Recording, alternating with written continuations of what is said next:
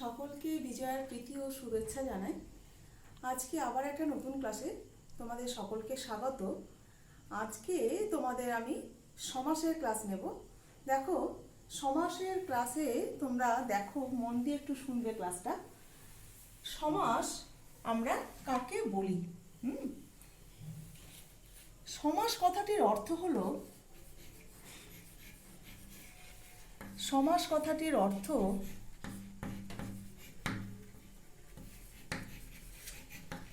সমাসের অর্থ হচ্ছে সংক্ষেপ। তাহলে এই সমাস কথাটি কার থেকে নিষ্পন্ন হচ্ছে? দেখো, সমপূর্বক অস যুক্ত ঘয়ে প্রত্যয় করে সমাস শব্দটি নিষ্পন্ন হচ্ছে। সমপূর্বক অস যুক্ত ঘয়ে করে সমাস শব্দটি নিষ্পন্ন হয়। এর অর্থ কি? দুই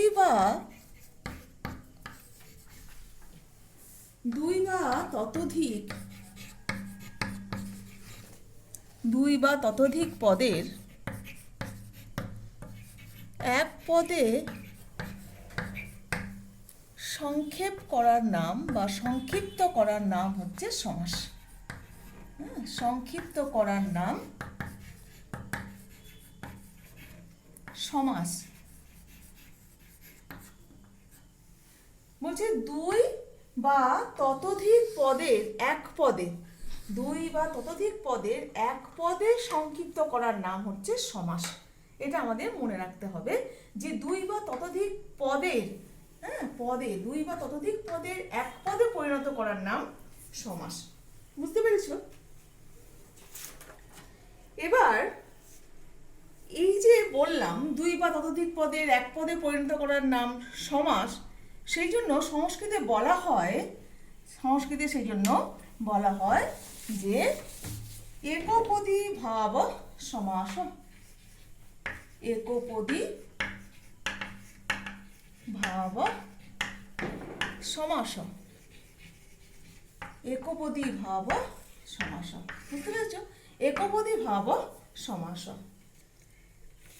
তবে যে কোনো দুই বা ততোধিক পদের যে কোনো পদ নিলে কিন্তু সেখানে সমাস নাও হতে পারে। সমাস করতে গেলে আমাদের দেখতে হবে যে সমাস করার পূর্বে এবং সমাস করার পরে যে আমরা মিলিত যে অর্থটা হচ্ছে, যে মিলিত অবস্থা হলো, সেই মিলিত অবস্থায় অর্থ প্রকাশ করার শক্তি বা সামর্থ্য আছে কিনা। এইটা একটু মনে রাখতে হবে তোমাদের। শক্তি বা সামর্থ্য, শক্তি বা সামর্থ্য আছে কিনা এইটা আমাদের মনে রাখতে হবে। যে সমাস করার পূর্বে এবং সমাস করার পরে যে মিলিত অবস্থা এলো এবং সেখানে যে অর্থ আমরা পেলাম, সেই অর্থের শক্তি বা সামর্থ্য আছে কিনা এইটা আমাদের মনে রাখতে হবে। সেই জন্য মহর্ষি পাণিনি একটি কথা বলেছেন, এর নিরিখে একটি কথা বলেছেন, সমর্থ পদবিধি। সমর্থ পদবিধি। মহর্ষি পাণিনি বলেছেন সমর্থ পদবিধি। সমর্থ পদবিধি। সমর্থ পদবিধি অর্থাৎ যদি কোনো সমাস করতে গেলে সেখানে অর্থ সমূহের মধ্যে সমর্থ থাকতে হবে, অর্থাৎ সামর্থ্য বা শক্তি থাকতে হবে। বাক্যে পদগুলোর মধ্যে পরস্পর সাপেক্ষতা বা নির্ভরতা থাকে। আমরা জানি যে বাক্য কাকে বলে।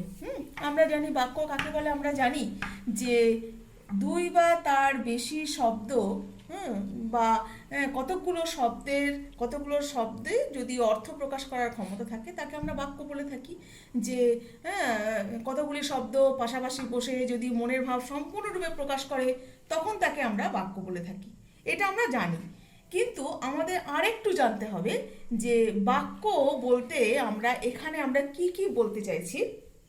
বাক্য করতে গেলে কি করতে হবে না, বাক্যে পদগুলোর মধ্যে কি থাকতে হবে না, সাপেক্ষতা বা নির্ভরতা থাকতে হবে। সাপেক্ষতা বা নির্ভরতা থাকতে হবে। এখানে কিছু কিছু টার্ম আছে, সেই টার্মগুলো তোমাদের একটু মনে রাখতে হবে।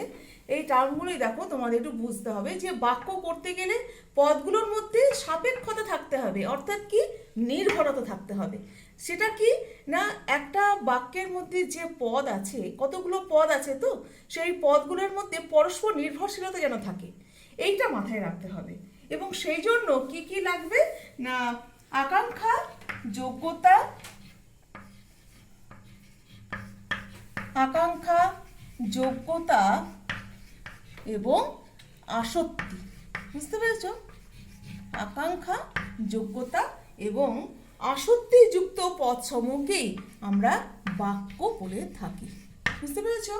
আকাঙ্ক্ষা, যোগ্যতা এবং আসক্তিযুক্ত পদসমূহকেই আমরা বাক্য বলে থাকি।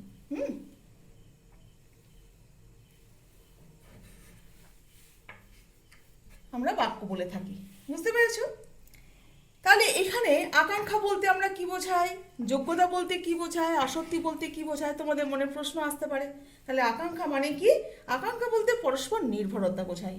আকাঙ্ক্ষা বলতে আমরা কি বোঝাই না, পরস্পর নির্ভরতা।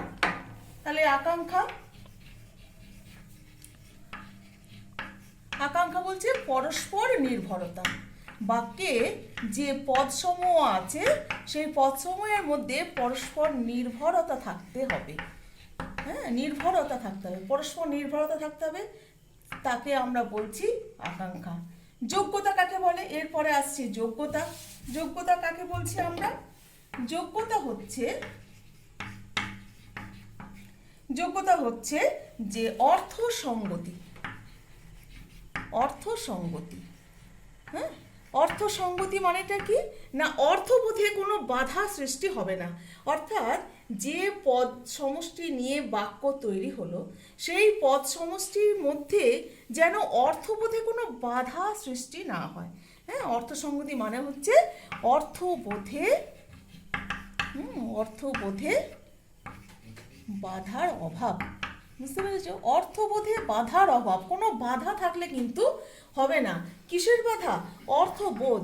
যে পদটা ব্যবহার করেছি সেই পদের অর্থ আমাদের সম্পূর্ণরূপে বুঝতে যেন আমরা পারি, সেইটা হচ্ছে যোগ্যতা। আর এবার হচ্ছে আসক্তি। আসক্তি কাকে বলে? আসক্তি মানে হচ্ছে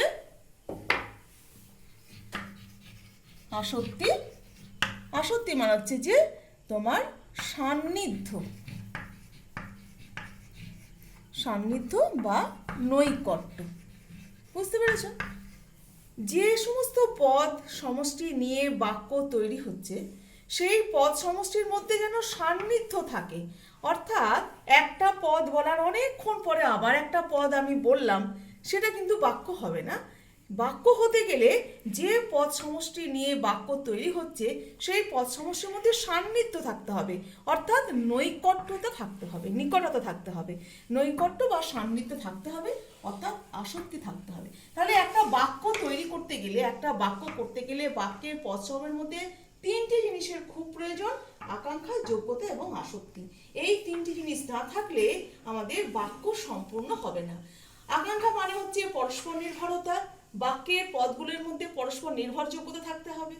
যোগ্যতা হচ্ছে অর্থসঙ্গতি, অর্থাৎ অর্থবোধে যেন কোনো বাধা না থাকে।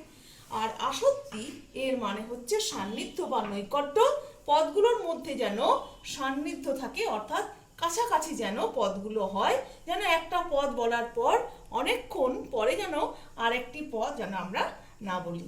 বুঝতে পেরেছো? আচ্ছা, আজকে তোমাদের এইটুকু পড়ায়, পরের ক্লাসে আবার আসছি।